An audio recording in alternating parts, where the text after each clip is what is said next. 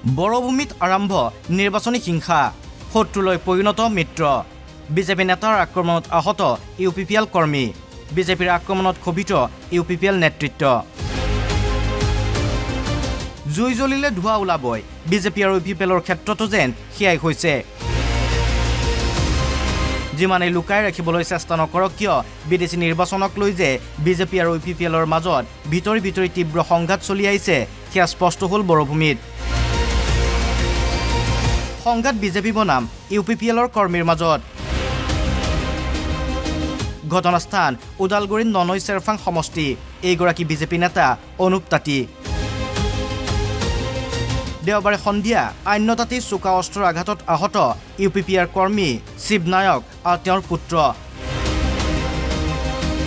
পিছে ক'ত কেনেকৈ অনুপ তাঁতীয়ে আক্ৰমণ কৰে শিৱ নায়ক আৰু তেওঁৰ পুত্ৰক শুনক ভুক্তভোগীৰ মুখেৰে আমি দুজন আছিলোঁ ভৱেন তাঁতী আৰু শিৱ নায়ক মই গাড়ী চলাই আছিলোঁ তাৰপিছত পিছফালেদি এটা বলৰে আহিল ইমান স্পীডত আহিছে অহাৰ পিছত আমি গা একদম মানে যেনেকৈ পাৰ হৈ গ'ল তেতিয়া আমাৰ গাটো কঁপনি উঠি গ'ল মানে ইমান একদম আমাক একদম ওচৰতে দুখুন্দা মাৰিম অৱস্থাত হৈ আছিল মানে তেতিয়া আমি গাড়ীত নামি পেলাই অলপ ৰেষ্ট ল'লোঁ 5 মিনিট একদম গাটো কঁপনি উঠি গ'ল তাৰপিছত আমি আকৌ কোন গাড়ী হয় বুলি আমি মোৰ লগৰ এজন পুছিলোঁ সি ক'লে নাই এইটোতো অনুপ তাঁতীৰ গাড়ী হয় বুলি তাতে আমি গ'লোঁ তাৰ ঘৰতে যাই পাওঁতে সি ৰাস্তাতে আছিলে ঘৰত সোমোৱা নাই ৰাস্তাত আছিলে তাক আমি সুধিছোঁ আমাৰ ভৱেন তাঁতীক সুধিছে যিহেতু এই গাড়ীত হৰণ মৰা নাই তাৰপিছত আৰু গাড়ীত ইমান ভিৰ ভাৰটো নাছিল গাড়ী ৰাস্তা খোলা আছিল আৰু ইমান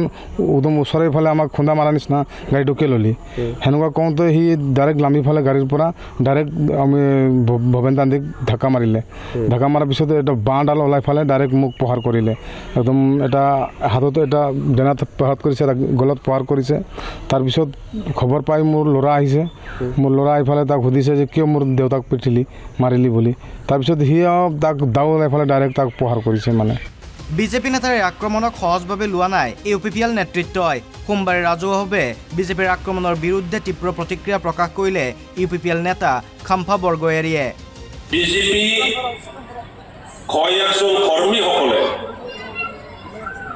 যেনেকৈ আক্ৰমণ কৰি পেলাই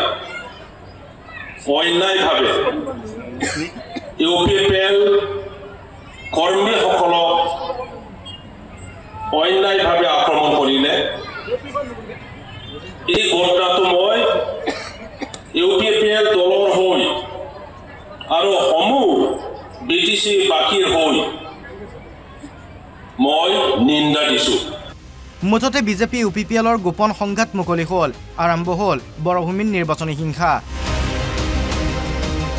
এই সংঘাতৰ পৰিণতি কি হয় সেয়া সহজে অনুমেয় এতিয়াও মুখ্যমন্ত্ৰী আৰু প্ৰমোদ বড়োৱে ক'ব পাৰিবনে বৰভূমিত প্ৰতিষ্ঠা হৈছে স্থায়ী শান্তি ওদালগুৰিৰ পৰা শশাংকৰ সহযোগত ৰমেন কলিতা NB নিউজ